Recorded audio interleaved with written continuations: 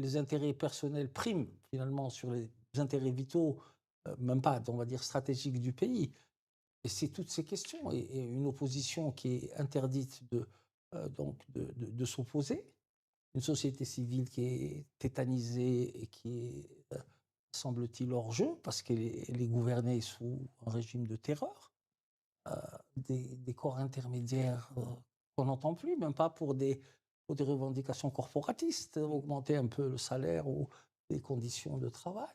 Donc une société atone, aphone, un pouvoir qui fait ce qu'il entend et ce qu'il veut, sans contre-pouvoir réel, ça met le pays en danger.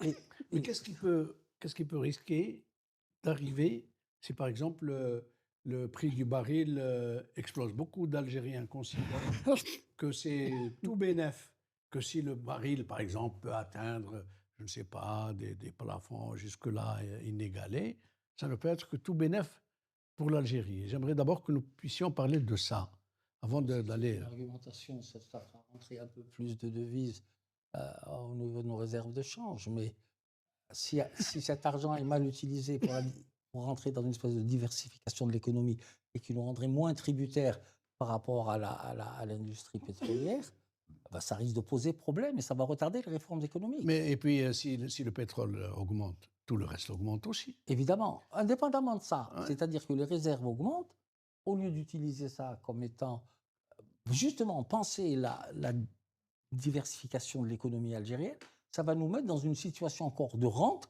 Et comment profiter de la rente